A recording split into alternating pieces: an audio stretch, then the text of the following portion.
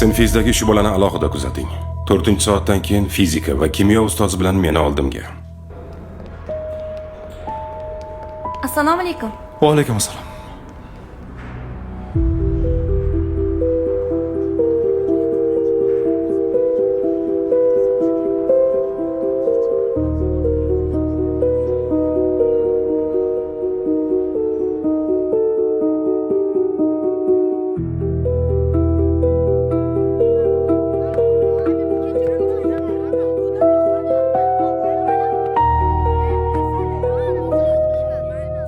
Maktabning eng yaxshi o'quvchisi bir oyda tanib bo'lmas holga kelibdi. Nega? Darsga kech kelyapti. Uy vazifalarini ham qilmaydi. Uni ustiga kitob daftarsiz keladi. O'tgan hafta telefon bilan ham ushlandi. Jonlari to'rtta qolguncha qarab turdinglarmi? Yo'q, jonlar tiklansin deb ko'chatek, oshxonaga yordam berdik. Lekin xo'p deydi-yu, qilmaydi. Dangasalikmi? Yo'q, u hozir shunaqa yoshda, o'smirlik. Qiziqishi so'ngandir, balki charchagandir. Yo'q, unday emas. Bu yerda boshqa gap bor. Menga kechgacha vaqt bering. Ota-onasi bilan gaplashdingizmi? Hali yo'q. Birinchi o'zi bilan gaplashib ko'raychi. Dars tugaguncha hal qiling.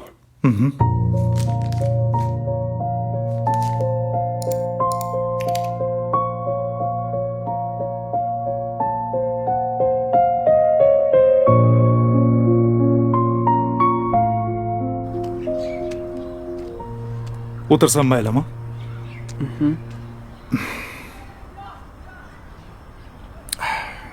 Yordaming kerak. Qanaqa yordam? Meni bir do'stim bor.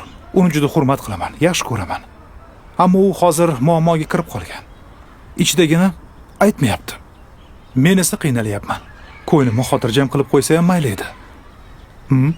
Sen nima qilarding shu paytda? Men uni oldiga borib do'stligimizni eslatardim. Meni bunaqa xavotirga qo'yishga haqqi yo'qligini aytardim va haqiqatni aytmaguncha oldidan ketmasdim. Zo'r maslahat.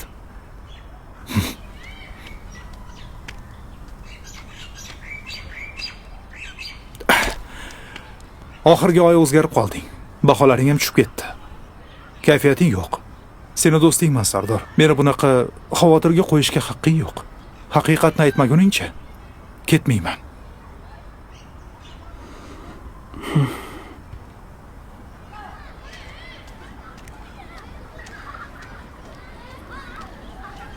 Sardor.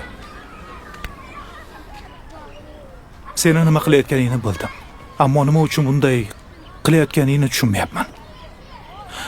Hozircha masalani o'zimiz, ota-onangsiz hal qila olamiz. Nima deysan?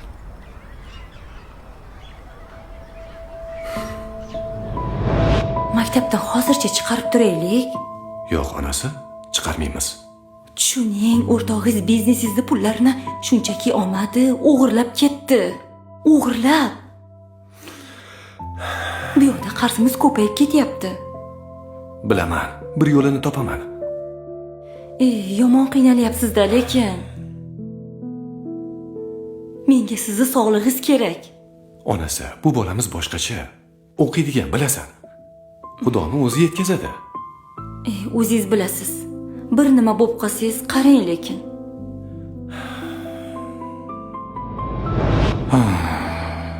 Nimaga menga aytmading? Aytsam nima o'zgarardi? Shunga ataylab maktab meni o'zi chiqarib yorsin dedingmi? Yana dardingni ichingda yutib yuribsan. Buni atayin qilganimni qayerdan bildingiz? Har bir buzgan qoidang o'zingga zarar berganidan. Yomon odam atrofiga zarar beradi. Bunaqa toza qoidabuzarni birinchi ko'rishim. Endi nima bo'ladi? Endi maslahat qilamiz. Chaqiring uni. Hozir. Assalomu alaykum. Va alaykum assalom. Kelinglar. Bolam, hammasini eshitdim. Meni qo'yib yuboringlar. Men o'qish xohlamayman. Shunchaki haydab yuboringlar. Oilamni qiynashni istamayman. Bilasanmi, bolam? Dadangga shunchalik jon kuydirganingni eshitib xursand bo'ldim. Ta'sirlandim. Buni hamma ham qila olmaydi. Mana shu haqiqiy insoniylik. Shunga juda xursand bo'ldim. Lekin buni o'zingni sindirib, noming, qadringni tushirib qilganing uchun xafa bo'ldim. Esingda bo'lsin, odamni eng qimmat narsasi bu uni nomi. Endi quloq sol. Hech qayoqqa ketmaysan.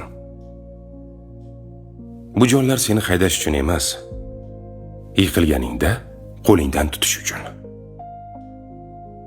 Oldingidek yaxshi o'qiysan. Buni iloji yo'q. Hal qilamiz.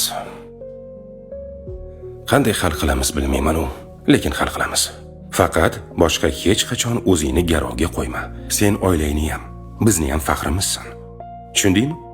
Qani, kel bu yoqqa. Bu dunyo sendaqa yuragi borlar ustida turadi, bolam. Rahmat. Rahmatni menga emas. Mana bu Isquvor ustoz Olimjonga ayt. Hammasini tagiga yetgan Erkul Poroslar bilan.